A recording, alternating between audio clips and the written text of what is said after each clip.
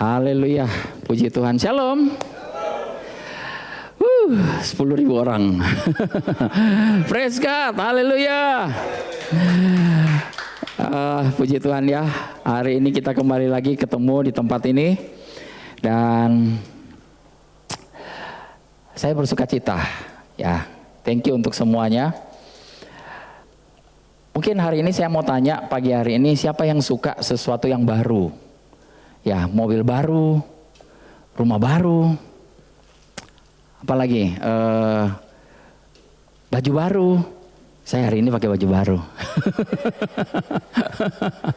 Ya, handphone baru, ya, apa yang baru itu semua enak sekali ya.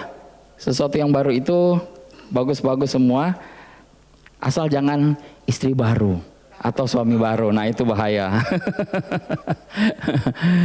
Nah, hari ini saya akan bicara sesuatu yang luar biasa. Saya mau tunjukkan kepada saudara apa itu yang baru.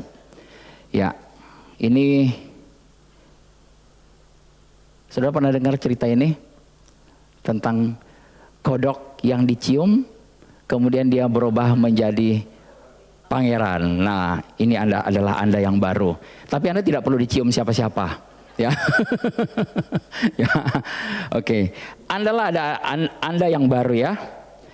Oke, kita masih di dalam Efesus 4 ayat 13 sampai 15. Di ayat kita ini, sampai kita semua telah mencapai kesatuan iman dan pengetahuan yang benar tentang anak Allah, kedewasaan penuh dan tingkat pertumbuhan yang sesuai dengan kepenuhan Kristus, sehingga kita bukan lagi anak-anak yang diombang-ambingkan oleh rupa-rupa angin pengajaran, oleh permainan palsu manusia dan kelicikan mereka yang menyesatkan, tetapi dengan teguh berpegang kepada kebenaran, di dalam kasih kita bertumbuh di dalam segala hal ke arah Dia, Kristus yang adalah kepala. Amin. Nah, hari ini kita tahu kita adalah ciptaan yang baru. Amin. Saya mau sama-sama menyadarkan kita semua bahwa kita betul-betul ada ciptaan yang baru. Ketika kita terima Yesus sebagai Tuhan dan Juru Selamat, ya, ada yang mungkin belum terima Yesus, engkau perlu terima Yesus dulu sebagai Tuhan dan Juru Selamat, dan engkau jadi baru. Apanya yang baru? Rohmu yang menjadi baru, ya. Bagian roh kita yang menjadi baru. Di dalam 2 Korintus 5 ayat 17 berkata, jadi siapa yang dalam Kristus, dia adalah ciptaan baru. Yang lama sudah berlalu, sesungguhnya yang baru sudah datang. Nah, Anda yang baru ini sudah datang dalam bentuk yang betul-betul baru keluar dari showroom. Masih pakai plastik, ya. Plastiknya masih bisa wah, enak sekali. Saudara, kalau saudara punya mobil baru ya, saya selalu kalau punya mobil baru, saya kepengen banget kopein itunya. Apa, plastiknya gitu loh. Tes. Itu ada rasa kepuasan tersendiri. Ya. Nah, saudara adalah ciptaan yang baru yang betul-betul dilahirkan oleh Allah. Amin. Nah, Anda yang baru punya kuasa. Betul? Tapi kuasa untuk apa? Nah, tahu nggak saudara, kita semua ini dia sebenarnya saya boleh katakan semua masalah kita yang di dalam hidup kita ini, baik masalah dalam pelayanan, di dalam pekerjaan, di dalam bisnis, di dalam tubuh, boleh dibilang semua ini karena akibat apa? Dosa. Betul?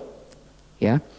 Nah, saya mau kasih tahu kepada saudara, Anda yang baru punya kuasa untuk mengalahkan dosa. Amin. Ya. Nah, ayatnya di mana? Ayatnya di Roma 6 ayat 12 berkata begini, ini ayat pokok kita hari ini. Roma 6 ayat 12 berkata begini, sebab itu hendaklah dosa jangan berkuasa lagi di dalam tubuhmu yang fana, supaya kamu jangan lagi menuruti keinginannya. Nah, sampai di sini mungkin ada pertanyaan, Pak Dolfi, saya bingung nih. Kan semua dosa sudah ditanggung oleh Yesus. Betul? Semua dosa sudah ditanggung oleh Yesus, tapi kok kenapa ini ayat ini bilang begini? Sebab itu hendaklah dosa jangan berkuasa lagi di dalam tubuhmu. Ya, bahasa Inggris bilang begini, therefore do not let sin reign. Reign itu menjadi raja. Ya, reign itu berkuasa menjadi raja di dalam your mortal body, di dalam tubuh kita ini. Ya, nah kalau kita belajar di bahasa Indonesia itu ada subjek, objek, ada kata kerja, ya. Nah di sini kalau saudara lihat di sini kata kerjanya ini, subjeknya itu adalah you, kamu, ya. Subjeknya adalah you. Jadi you, siapa di sini? Boleh katakan you, boleh tunjuk kiri kanan you. You, kamu adalah subjeknya, ya. Ini ada banyak pangeran dan princess di sini, haleluya, amin. Saudara bisa lihat ada pangeran, ada princess, puji Tuhan.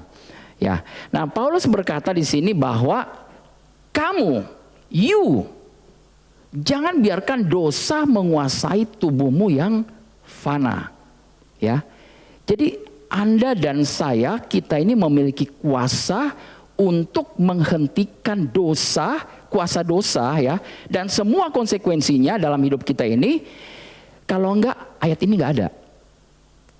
Amin. Kalau enggak, ayat ini enggak ada, ya. Nah, jadi Tuhan tidak akan memerintahkan Rasul Paulus untuk menulis hal ini kalau kita tidak mampu melakukannya, ya. Jadi kita, sekali lagi, Anda dan saya, kita memiliki kuasa untuk menghentikan kuasa dosa dan semua konsekuensinya, apapun konsekuensinya dalam hidup kita, atau ini tidak pernah dicatat dalam Alkitab, ya. Sekali lagi, ini saya tekankan, engkau, tunjuk lagi kiri kanan, you, kau punya kuasa untuk apa? Menghentikan dosa, ya. Oke, kalau kita punya keyakinan yang salah, kita bilang, aduh saya kan gak bisa, tubuh saya selalu mau bikin dosa. Betul? Ya, kita mau melakukan segala sesuatu dosa gitu ya. Nggak bisa Pak Dolfi. Tapi ini ayat ini benar-benar berkata bahwa kita ini punya kuasa untuk menghentikan dosa dan efeknya. Ya. Ya kalau kita punya keyakinan yang salah, saya bilang sekali lagi, ya. Ini menjadi alasan kenapa kita selalu dikalahkan dan kenapa kita mau berbuat dosa. Nah, apa yang dimaksud dengan kuasa dosa? Apa yang dimaksud dengan kuasa dosa? Apa sih kuasa dosa itu? Beberapa orang mungkin bilang, aduh Pak Dolfi jangan bicara dosa deh.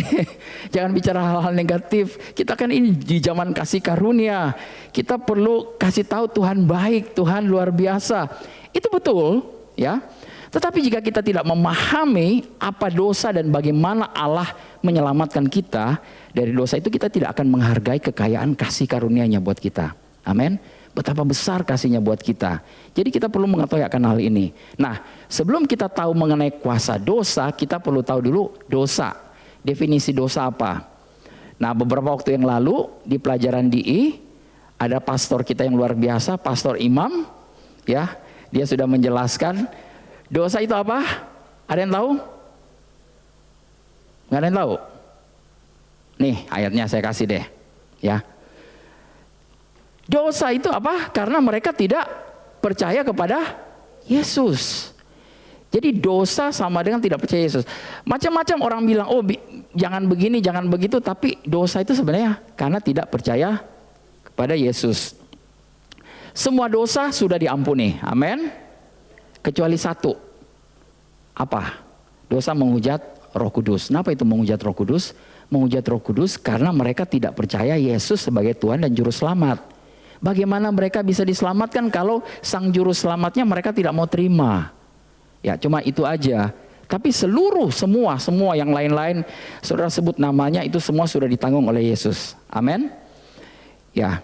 Nah, dosa juga digambarkan dalam Alkitab adalah pelanggaran hukum Allah. Ya, pelanggaran hukum Allah itu di dalam 1 Yohanes 3 ayat 4 berkata, setiap orang yang berbuat dosa melanggar juga hukum Allah. Sebab dosa ialah titik-titik apa? Pelanggaran hukum Allah. Nah, kita tahu seluruh hukum Allah ada di mana? Ada di Alkitab. Semuanya ada. Kalau kita langgar berarti kita berdosa. Ya. Dosa juga adalah pemberontakan melawan Tuhan. Ya, Ulangan 9 ayat 7 berkata begini, ingatlah, janganlah lupa bahwa engkau sudah membuat Tuhan Allahmu gusar di padang gurun sejak engkau keluar dari tanah Mesir sampai kamu tiba di tempat ini. Kamu menentang Tuhan. Jadi pemberontakan melawan Tuhan, tidak percaya kepada firman-Nya, itu semua dosa. Ya. Yosua 1 ayat 18 berkata begini, setiap orang yang menentang perintahmu dan tidak mendengarkan perkataanmu, apapun yang kau perintahkan kepadanya, dia akan dihukum mati, hanya kuatkan dan teguhkanlah hatimu. Jadi dalam hal pemberontakan melawan Tuhan, orang-orang itu berdosa. Nah, sekali lagi ingat, kita ini berdosa bukan karena perbuatan kita atau karena kita melakukannya. Amin. Kita berdosa karena apa? Karena keturunan Adam dan Hawa. Makanya saya sudah berapa kali saya katakan bahwa dulu saya pikir, waduh, kalau seorang bayi baru lahir, wah ini bayi kudus, suci, tanpa dosa. Orang bilang, wah murni ini bayi tanpa dosa. No, bayi yang baru lahir pun sudah berdosa. Karena apa? Karena sifat nature-nya itu keturunan dari Adam dan Hawa. Bukan karena bayi ini berdosa. Bukan karena bayi ini yang melakukan dosa. Dia cheating sama mamanya. Bagaimana bisa cheating sama mamanya? Orang masih bayi, nggak bisa ngapa-ngapain, ya. Nah, jadi itu yang tadinya dosa. Nah, sekarang apa kuasa dosa? Apa kuasa dosa? Saudara tahu apa kuasa dosa? Ya, apa sih kuasa dosa?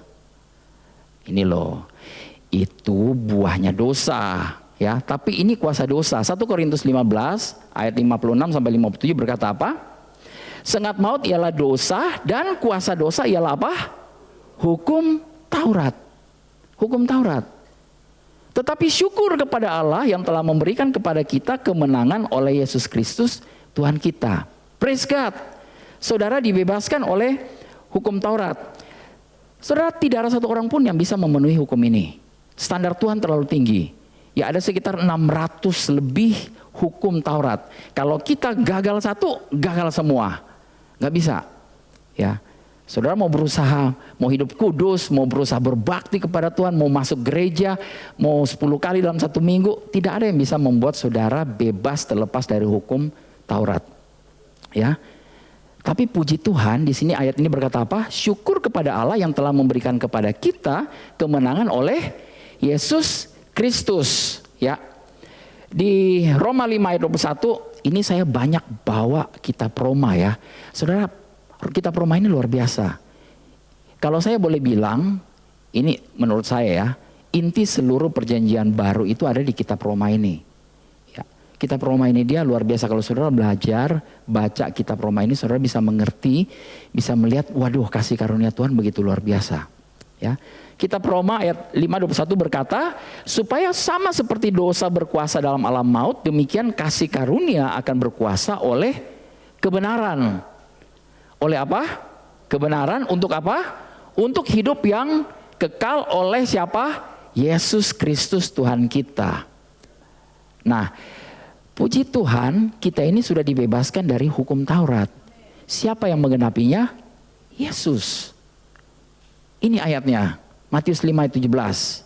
Ya, saya nggak ngomong sembarangan, saya ambil semua dari firman Tuhan. Matius 5:17 berkata, janganlah kamu menyangka bahwa aku datang, Yesus datang untuk meniadakan hukum Taurat. Dia tidak menghapus hukum Taurat, karena hukum itu untuk mengatur ya semua yang ada di dunia ini.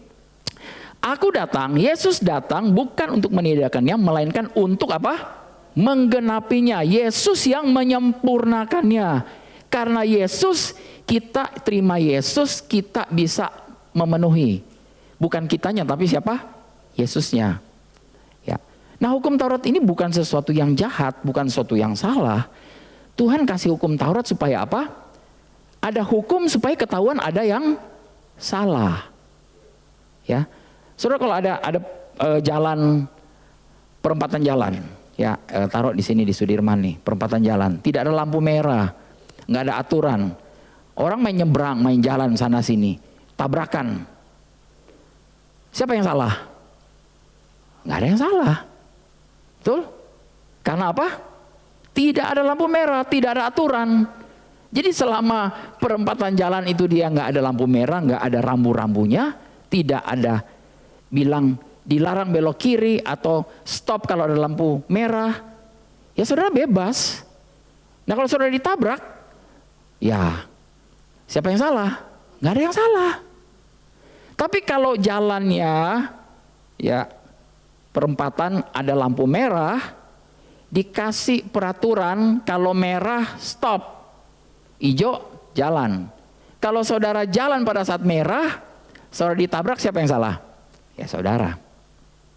Jadi kenapa hukum Taurat diberikan? Supaya dosa itu jadi kelihatan. Ya. Dulu orang bebas berbuat dosa. Tidak ada hukumnya. Ya. Suka-suka mereka. Dan Tuhan tahu itu salah dan dia tidak mau manusia berbuat seperti itu, ya. Kenapa? Karena itu ujung-ujungnya semua maut, ya. Nah, begitu diberikan hukum Taurat, saudara tahu orang yang pertama yang bersalah karena diberi hukum Taurat itu karena apa? Ngapain? Karena mengutin kayu bakar di hari Sabat. Ya. Hukumnya kamu tidak boleh bikin apa-apa di hari Tuhan, di hari Sabat. Ada orang yang cuman pungut satu kayu, diapain tau nggak? Dirajam sampai mati. Ya, hukumnya luar biasa ya. Nah saudara, bisa memenuhinya? Gak bisa. Kita tidak bisa memenuhinya. Kenapa? Karena kita manusia, kita tidak bisa memenuhinya. Kita perlu juru selamat. Amin. Kita perlu juru selamat. Kita perlu Yesus. Nah, puji Tuhan kita telah dilepaskan dari kuasa dosa ini ya. Kuasa maut telah dihancurkan dalam hidup kita. Dan satu-satunya alasan orang Kristen berdosa adalah karena apa? Karena mereka tidak membaharui pikiran mereka dengan kenyataan hidup yang baru bersama Kristus. Amin. Saya ulang sekali lagi. Kenapa alasan orang sekarang berdosa? Karena mereka tidak membaharui pikiran mereka dari hari ke hari. Dengan kebenaran, kenyataan, saya ini adalah ciptaan yang baru. Oh, saya ini adalah anak Allah. Seluruh kebenaran firman Tuhan itu tidak masuk di dalam kita. Jadi kita nggak sadar. Ya. Oke. Di dalam Roma 6 ayat 4 berkata begini. Dengan demikian kita telah dikuburkan bersama-sama dengan Dia oleh baptisan dalam kematian, supaya sama seperti Kristus telah dibangkitkan dari antara orang mati oleh kemuliaan Bapa, demikian juga kita akan hidup dalam hidup yang baru. Nah, saudara, siapa yang di sini yang mati bersama-sama kemudian dibangkitkan? Yang mati bersama-sama ini sebenarnya adalah manusia lama kita, roh lama kita. Kita punya roh, kita punya jiwa, kita punya tubuh. Nah, roh kita tadi kan 2 Korintus 5 ayat 17 berkata, siapa dalam Kristus adalah ciptaan yang baru. Yang lama sudah berlalu. Yang lama ini apa? Roh kita yang lama. Jadi roh kita yang lama sudah mati bersama-sama dengan Kristus, ya. Untuk apa? Untuk semua dosa. Jadi ingat saudara, jangan bilang lagi manusia lama saya ini bangkit. Atau ini adalah perbuatan manusia lama saya. Gak ada dalam Alkitab mengatakan bahwa manusia lamamu bangkit. Ya, manusia lamamu sudah mati. Jadi kalau manusia lamamu sudah mati, berarti apa yang sekarang bikin dosa? Bukan manusia lamamu. Sin nature kita yang dari Adam dan Hawa, yang keturunan dari Adam dan Hawa itu sudah mati. Ketika engkau terima Yesus sebagai Tuhan Juru Selamat, engkau memperoleh hidup yang baru, roh yang baru. Amin. Ya. Jadi ayat ini dengan jelas, sangat jelas menjelaskan bahwa kita harus tahu ya beberapa hal sebelum kehidupan Kristus, kuasa kebangkitan itu berkuasa di dalam kita, ya, di dalam daging kita khususnya ya. Kita perlu tahu hal-hal ini tidak otomatis bekerja. Manusia barumu ini di dalam roh kita tidak otomatis bekerja. Amin. Saudara bersama-sama dengan saya di sini, ya, saudara bisa ngikutin saya, ya. Saudara kan punya roh, punya jiwa, punya tubuh, amin. Nah, roh yang lama sudah di mana? Gak ada, sudah tidak ada. Beserta dengan dosa-dosanya sudah dikubur, sudah selesai, sudah nggak ada, sudah nggak ada. Tapi pertanyaan, kenapa Pak Dolfi saya masih bisa berdosa? Saya masih bisa bohong, saya masih mau pengen bikin macam-macam yang bertentangan dengan hukum Tuhan. Kenapa? Karena manusia lamamu ini meninggalkan apa yang namanya kebiasaan atau sesuatu benteng-benteng di dalam pikiran. Di dalam jiwa kita yang sekarang ini itu masih ada tersisa. Nah, kenapa Alkitab katakan bahwa kita harus merubah dari hari ke hari dengan kebenaran supaya apa? Kebiasaan-kebiasaan kita dengan manusia yang lamanya itu juga lama-lama nanti harus hilang. Ya. Jadi ini ada kecenderungan. Nanti saya bahas berikut ya. Ya. Jadi faktanya saudara Bapak Ibu ya, apakah rohani, spiritual atau natural itu tidak mengatur hidup saudara. Ya. Yang mengatur hidup kita itu adalah bagaimana persepsi kita atau kita mengenal kebenaran. Ketika kita mengenal kebenaran, kita mendapatkan satu persepsi, ineransi, suatu pemahaman, pewahyuan, itu yang bisa mengendalikan emosi dan pengalaman fisik kita. Diam sekali di sini ya. Saudara menyimak apa nih Pak Dolfi ngomong. Ya, oke. Soalnya sekarang ini banyak orang, saya cuma melihat banyak sekali masalah hubungan, ada orang-orang yang suka tersinggung dan lain sebagainya. Itu bukan manusia lamamu. Manusia lama firman Tuhan sudah katakan apa? Sudah mati bersama dengan dosa. Tapi saudara masih punya pikiran yang lama. Bukan manusia lamanya, tapi pikiran yang manusia lamanya itu masih ada di jiwamu. Itu yang membentuk kebiasaan-kebiasaan. Itu yang membentuk pola pikir, itu yang membentuk benteng-benteng di dalam pikiran kita. Ya, Amsal 23:7 berkata, "As you think in your heart, so are you." Sebagaimana engkau berpikir di dalam hatimu, begitulah engkau. Amin. Jadi kalau engkau berpikir, saya biasanya telat-telat dikit lah, nggak apa-apa. Ya jadi, saudara akan selalu telat datang. Ya. Ada yang senyum-senyum di sini. ya. Itu secara nggak sengaja, saudara sudah mempolakan dalam pikiran. Karena firman Tuhan berkata, as you think, sebagaimana engkau berpikir dalam hatimu, begitulah engkau. Nah, ya ini tadi pengetahuan atau persepsi kita tentang kebenaran lah yang akan mengendalikan emosi dan pengalaman fisik kita ya. Nah, Roma 6 ayat 14 berkata begini, sebab kamu tidak akan dikuasai lagi oleh dosa, amin. Saudara boleh katakan, you sebelah kamu tidak lagi akan dikuasai oleh dosa, amin. Karena kamu tidak berada di bawah hukum Taurat, tetapi di bawah apa? Kasih karunia, amin. Haleluya. Nah jadi manusia lama kita, old man kita ini sudah mati, sudah pergi. Yang masih ada tersisa dari kita adalah emosi yang harus dibaharui dari hari ke hari. Ya. Nah, Paulus di sini membuat pernyataan yang sangat jelas bahwa alasan dosa tidak menguasai kita karena kita tidak ada di bawah hukum Taurat. Ya. Dosa tidak lagi menguasai saya dan saudara karena kita tidak ada di bawah hukum Taurat. Amin.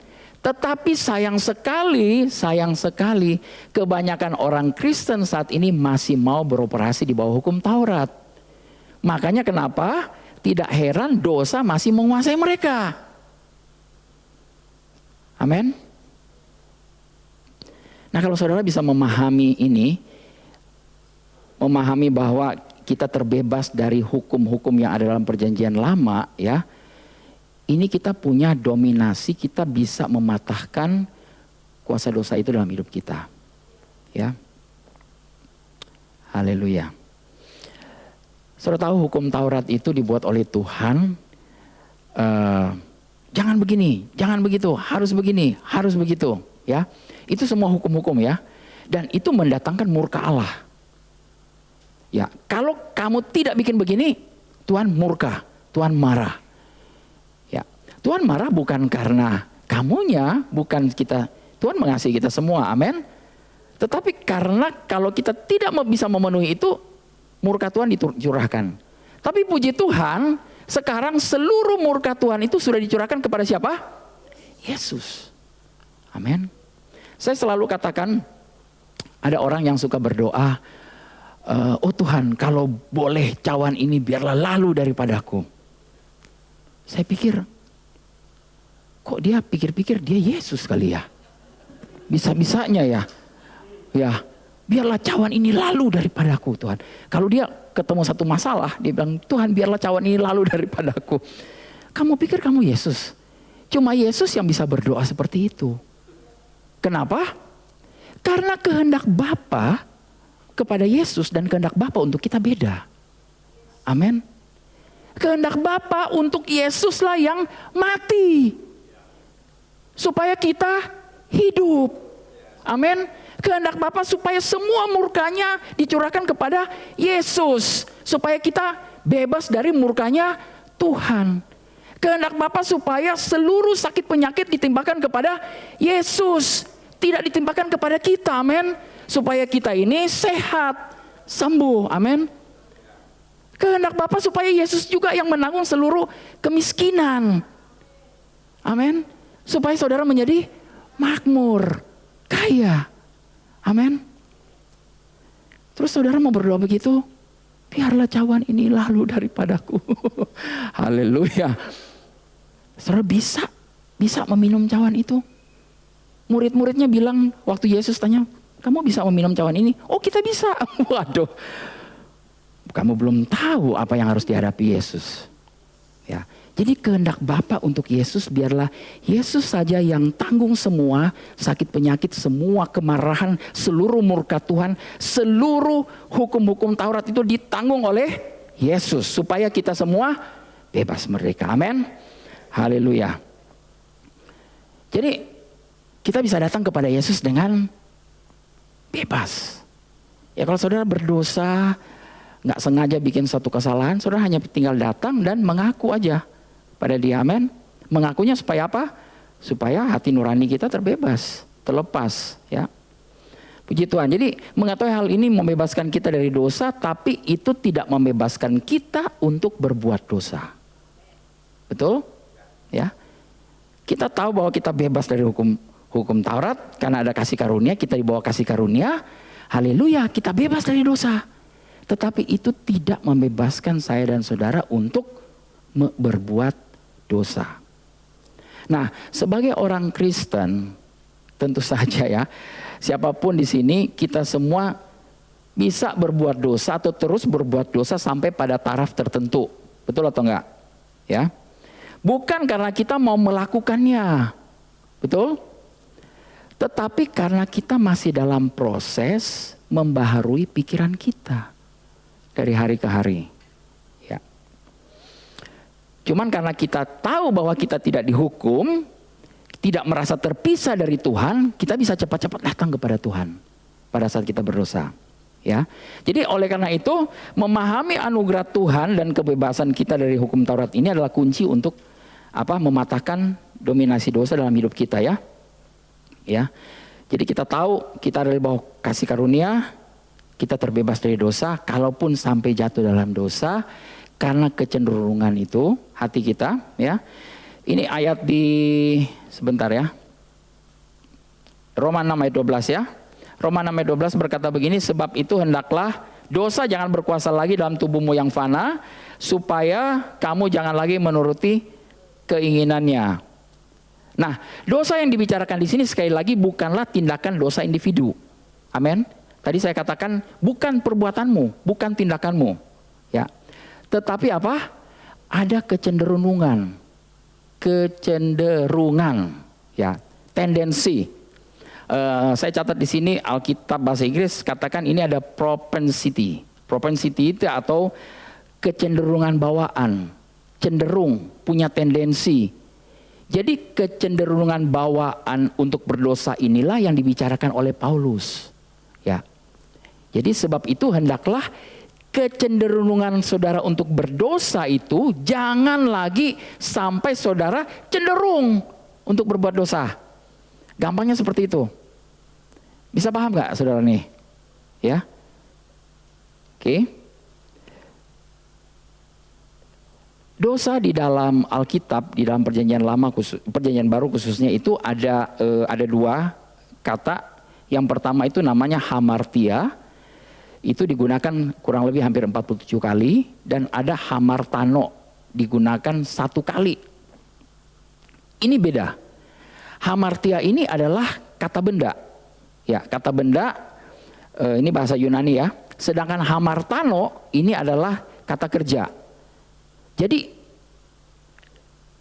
kita tahu kalau kata benda artinya ya betul-betul bendanya, orangnya, Anda, kita semua, ya. Kita semua ini dia, kalau dikatakan 47 kali berdosa itu artinya kita memang adalah makhluk berdosa. Bendanya ini berdosa, bukan karena tindakan kita. Di Alkitab cuma catat 1 kali hamartano, itu adalah kata kerja yang melakukan dosa. Ya, jadi kita berdosa ini bukan karena tindakan atau perbuatan kita lagi ya. Nah, sebagai orang percaya, kita sebagai orang Kristen, perjuangan kita bukanlah melawan tindakan atau perbuatan dosa ini, tetapi melawan kecenderungan batin untuk berbuat dosa. Amin. Saudara kapan saja bisa cenderung mau bikin dosa. Saudara, anak-anak kecil, anak SD kelas 3, kelas 4, ya, kalau lagi ujian, punya cenderung untuk apa? Nyontek. Ya, diajar nggak diajarin pun mau nyontek. Benar nggak? Nggak tahu siapa yang ngajarin. Nggak ada yang mau ngajarin juga. Ya, tanya Miss Desi di sini. Miss Desi bilang, no, saya nggak pernah ngajarin begitu Pak Dolphy. Ya. Tapi ada aturannya. Anda tidak boleh nyontek. Karena ada aturan begitu, langsung pengen nyontek. Ya, karena ada aturan ya. Oke, jadi jika kecenderungan untuk berbuat dosa dapat dipatahkan, maka perbuatan dosa akan berhenti. Amin. Jadi kalau kecenderungan kita mau melakukan dosa itu dia bisa kita patahkan, karena firman Tuhan katakan kita bisa, engkau bisa. Amin. Kita semua, saya dan saudara bisa. Ya. Oke, Roma 5 ayat 12 berkata begini. Sebab itu sama seperti dosa telah masuk ke dalam dunia oleh 1 orang, dan oleh dosa itu juga maut, demikianlah maut itu telah menjalar kepada semua orang, karena semua orang telah berbuat dosa. Semua orang telah berbuat dosa ya. Nah, Roma 5 ayat 12 ini mengatakan bahwa kecenderungan untuk berbuat dosa ini, atau yang kita sebut adalah sifat dosa ya, ini masuk melalui Adam ya. Nah, sifat dosa inilah yang menyebabkan kita ini berbuat dosa, bukan tindakan dosa individu kita yang memberi kita sifat dosa. Ya. Nah, saudara, pada saat keselamatan, manusia lama atau sifat dosa itu sudah mati. Amin. Sekali lagi, pada saat keselamatan saudara terima keselamatan, Bapa terima kasih Yesus engkaulah Tuhan dan Raja, manusia lamamu sudah selesai. Sudah mati ya. Jadi orang Kristen tidak lagi memiliki sifat dosa yang memaksa mereka untuk berdosa. Cuma ada kecenderungan. Dan kecenderungan ini gampang sekali dimatiin. Amin. Gampang sekali dimatikan. Ya. Jadi kuasa dosa telah dihancurkan dalam hidup kita oleh kematian Yesus, dan kematian kita bersama dengan Yesus. Ingat tadi ayatnya ya. Terhadap dosa, oleh sebab itu kita sekarang memiliki kuasa kebangkitan Yesus. Amin. Di dalam roh saya dan saudara. Nah, tetapi fakta-fakta ini tidak akan mengubah pengalaman kita ini sampai kita betul-betul mengetahui dan mulai bertindak sesuai dengan kebenaran. Ya. Contoh nih, semua orang Kristen sudah diberkati dengan segala berkat rohani dalam kerajaan sorga. Amin. Efesus 1 ayat 3 berkata, terpujilah Allah Bapa dan Tuhan kita yang dalam Kristus telah mencurahkan semua berkat rohani dalam kerajaan sorga. Beberapa orang Kristen memahami hal ini, mengetahui hal ini. Ada beberapa orang Kristen lagi memahami. Ada beberapa orang Kristen yang lain mengalami. Nah, Anda sampai pada stage level yang mana? Ya. Hosea 4 ayat 6 berkata begini, umatku binasa karena kurang pengetahuan.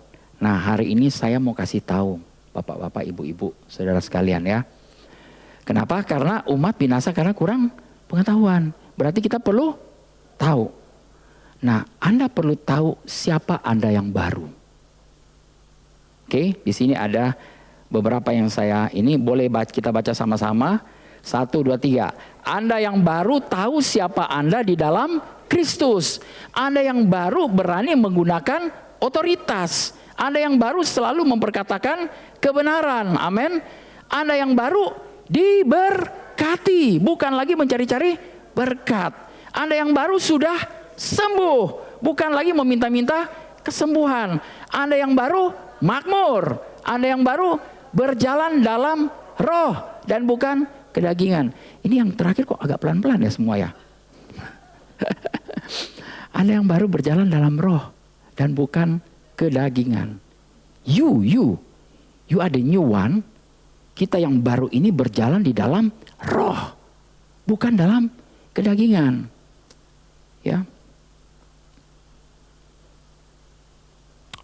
Beberapa waktu yang lalu ada pertanyaan, kenapa kita tidak bisa melakukan hal-hal yang orang-orang Kristen zaman perjanjian baru bisa lakukan? Saudara bisa jawab? Kenapa sekarang orang-orang Kristen zaman perjanjian baru yang sekarang di tahun 2022 tidak bisa atau kurang bisa melakukan apa seperti jemaat mula-mula? Ya, makanya saya berdoa kepada Tuhan, saya mau Tuhan, TLW ini dia, saya mau modelnya balik lagi ikut modelnya ke jemaat mula-mula. Ya, pertama-tama mereka ngapain? Kumpul-kumpul, memecah roti, makan, amin. Ini kita sudah lakukan, haleluya, amin. Saudara sudah kumpul-kumpul di sini, memecah roti, makan sama-sama, amin. Tapi kuasanya belum. Ya, ini yang perlu kita kejar. Ya, kuasa itu harus termanifestasi supaya kita bisa menyatakan bahwa ada kerajaan Allah di sini, ada Yesus di sini. Ya, amin, haleluya. Kenapa tidak bisa melakukan? Kenapa tidak sembuh? Kenapa tidak makmur? Begitu banyak pertanyaan hal seperti ini dia. Sebenarnya hanya perlu pembaharuan pola pikir kita. Amin. Hanya perlu saudara dibaharui dari hari ke hari dengan kebenaran. Ya. Roma 6 ayat 6. Oh ini masih ada sisanya ya. Anda yang baru penuh dengan buah roh. Amin. Haleluya. Cuma kapan rohnya itu keluar? Ketika saudara menyadarinya. Ya, kalau saudara tidak menyadarinya, roh itu tidak akan keluar. Ya, apa aja buah roh? Kasih, sukacita, damai sejahtera, kesabaran, kemurahan, kebaikan, kesetiaan, kelemah lembutan. Terakhir, kenapa buah penguasaan diri terakhir? Kenapa buah penguasaan diri terakhir? Ya. Saudara, kalau buah penguasaan diri ini sudah keluar di dalam saudara, berarti semua yang 88 itu dia sudah ada. Amin. Ya. Saya berdoa kita semua bisa memanifestasikan ini. Amin. Buah-buah ini ada di tempat ini ya, di setiap hidup saudara. Amin. Ya. Nah, Roma 6 ayat 6 berkata begini, karena kita tahu bahwa manusia lama kita telah turut disalibkan, amin, supaya tubuh dosa kita hilang kuasanya, amin, agar jangan kita menghambakan diri lagi kepada dosa. Yes. Jadi berjalan dalam kuasa kebangkitan di kehidupan fisik kita ini tergantung pada pengetahuan bahwa manusia lama kita ini sudah disalibkan. Manusia lama saudara sudah mati, sudah disalibkan, sudah nggak ada. Jadi saudara tidak lagi bisa berdosa sebenarnya. Amin. Makanya ayatnya berkata memang kita tidak bisa berdosa. Kecenderungan untuk berbuat dosa itu masih ada, asalkan saudara mau merubah dari hari ke hari dengan pola pikir, dengan kebenaran, itu pun bisa dikalahkan. Ya. Nah, ini kita semua dalam proses untuk belajar membaharui pola pikir dari hari ke hari, benar? Ya. Jadi diri kita yang lama sudah disalibkan. Bilang kiri dan kanan, kamu sudah disalibkan. Kamu sudah disalibkan. Amin. Sudah disalibkan. Ya. Jadi jangan bilang lagi manusia lamamu bangkit. Ya. Tidak ada lagi manusia lamamu yang bangkit. Ya, sifat pemarah, tukang ngambek, ngamuk, apa dan lain sebagainya, cepat tersinggung. Itu manusia lama. Saudara bisa cenderung untuk tersinggung, cenderung untuk mau marah, cenderung untuk bete, takut, capek. Ya, haleluya, puji Tuhan. Saya percaya kita semua ini adalah orang-orang yang luar biasa, amin. Ya, haleluya. Saudara, ketika saya masuk dalam pelayanan, saya baru tahu arti kata burn out. Saya baru dikasih tahu sama beberapa orang, ada yang burn out. Saya bilang, saya bingung, apakah kita perlu burn out? Gak ada dalam firman Tuhan bahwa kita burn out. Karena dalam firman Tuhan berkata bahwa I can do all things through Christ which strengthens me. Amin. I can do all things. Saya bisa melakukan segala hal. Ya kalaupun ada segala hal terlalu banyak yang bisa membuat dalam tanda petik kita burn out, we have to manage. Kita yang manage. Amin. Amin. Haleluya. Puji Tuhan. Oke. Jadi tidak ada ayat yang menyebutkan manusia lama kita bangkit. Dan sekali lagi, setan tidak memiliki kuasa untuk membangkitkan manusia lama kita. Yes, ya. Jadi umumnya orang-orang masih percaya bahwa mereka masih memiliki manusia lama atau sifat dosa. Itu sudah nggak ada, ya. Oke. Manusia lama kita sudah mati. Nah, kalau begitu mengapa kita tampak bisa terikat, bisa menyerahkan diri kita jatuh ke dalam dosa? Saudara, sama seperti saya catat di sini, sama seperti roh dan jiwa seseorang meninggalkan tubuh fisik pada saat kematian, demikian juga manusia lama kita yang sudah mati itu meninggalkan apa? Kebiasaan dan benteng-benteng dalam pikiran dan emosi kita. Ya. Nah, ada kebiasaan-kebiasaan atau benteng-benteng dalam pikiran kita yang kita harus hapus. Kita harus, itu nggak sesuai kebenaran. Ya. Saudara mau contoh?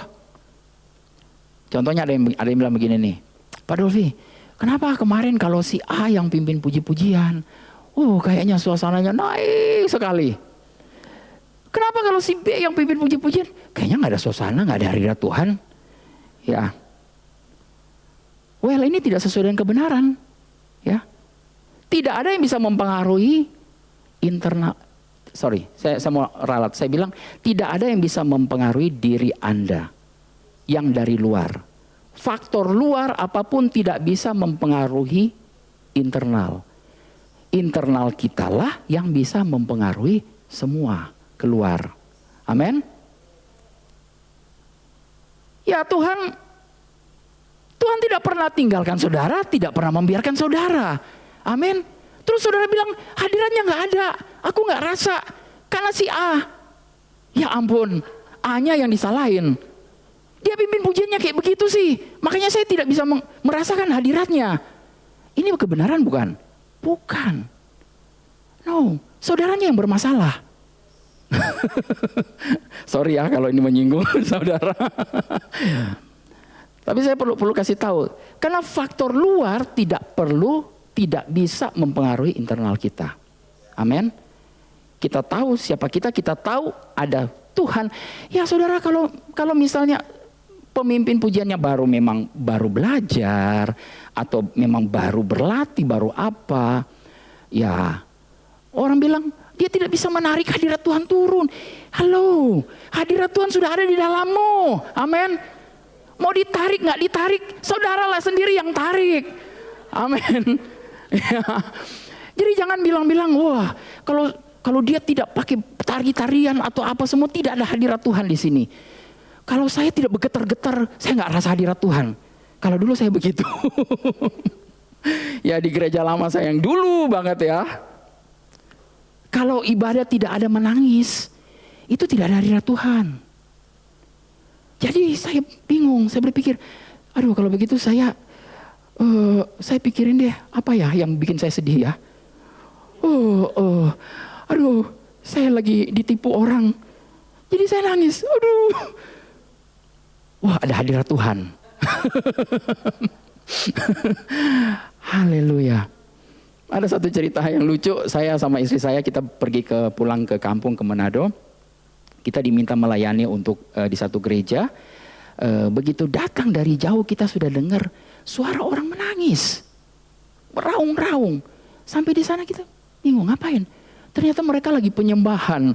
Tapi wow, udah kayak orang mati di sini. Saya bilang siapa yang mati? Nggak ada yang mati. Manusia lamamu yang mati.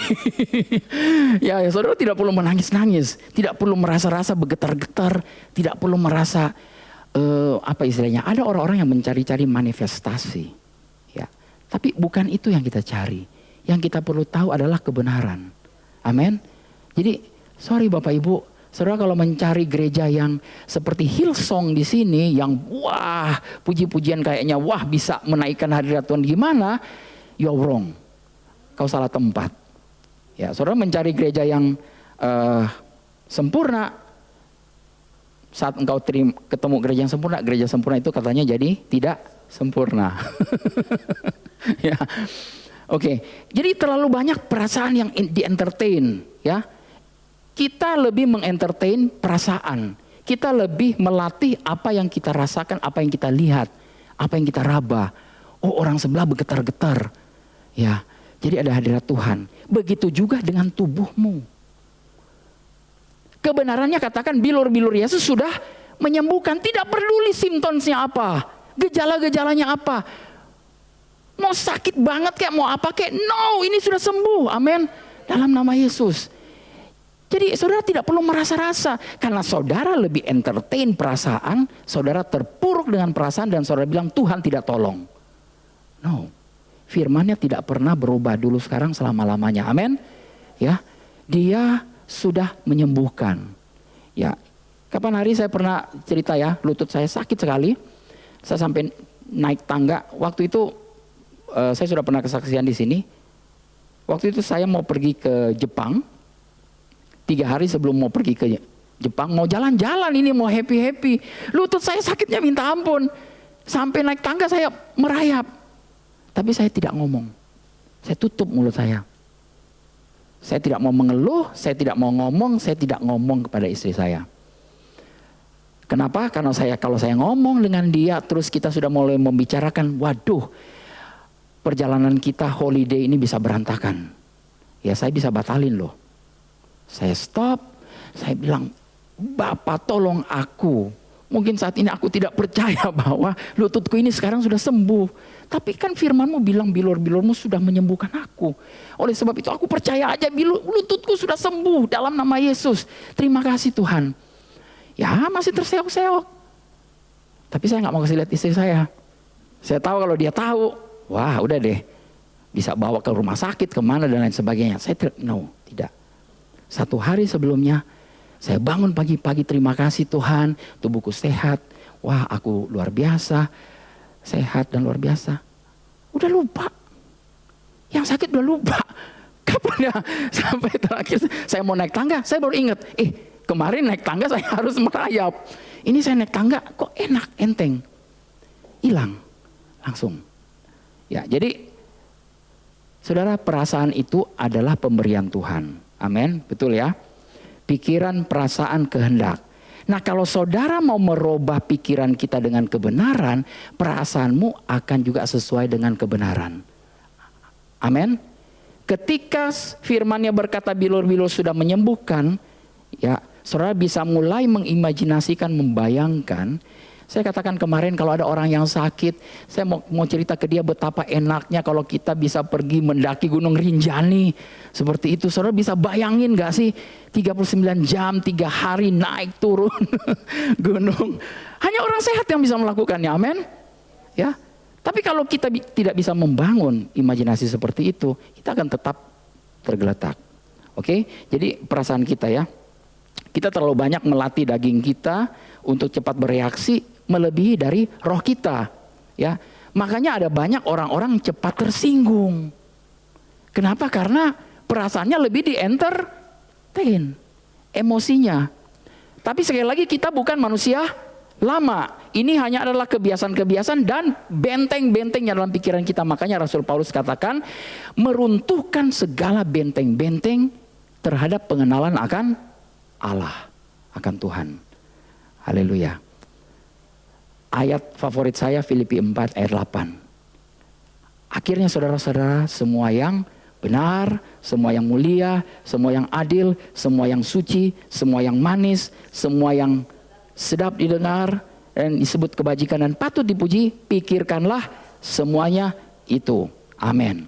Saudara, banyak beberapa orang datang ke saya konseling, suka cerita. Saya bilang oke, saya mau dengar ceritanya, inti poinnya aja. Tapi tolong jangan saya dijadikan tempat sampah. Ya, saudara ngomong boleh, silakan utarakan unek-unek, tapi jangan sampah yang dimasukin ke saya. Karena kalau begitu saya ngomong begitu, biasanya mereka langsung diam. Dan saya tidak mau membicarakan sampah mereka juga dengan orang lain. Nah, kita di sini orang-orang TLW tidak suka membicarakan sampah, betul? Karena sampah bau, nggak enak. Betul, ngapain bicarain yang sampah-sampah, ya? Apalagi sampai orang tahu bahwa sampahnya dibicarain sama orang lain, langsung tersungging. Haleluya. Nah, Tuhan membuat mental saudara, mental kita mirip dengan komputer, ya. Kita hanya perlu memprogramnya ulang dengan kebenaran. Amin. Jadi kebiasaan benteng-benteng yang lama kita ini dia perlu disingkirin, diprogram ulang dengan kebenaran. Makanya saya selalu bilang, ayo baca firman Tuhan, ayo renungkan firman Tuhan. Itu bukan sekedar himbauan, ya. Siapa yang di sini masih baca, masih ikut baca firman Tuhan setahun? Ada yang masih ketinggalan beberapa lama? Ya puji Tuhan, ada Bu Maybe di belakang, ya. Mari maju ke depan. Ya, pemain musik. Haleluya. Ya, jadi apakah kita saudara-saudara menyadari atau tidak, ya, manusia lamamu itu sudah mati. Amin. Ya, manusia lama kita sudah mati, kita hanya perlu membaharui dengan pola pikir yang baru, fokus kita kepada kebenaran, bukan pada perasaan, bukan pada kenyataan. Amin. Ya, fokus kita kepada Yesus, sebab di dalam Dia sudah tersedia semuanya. Amin.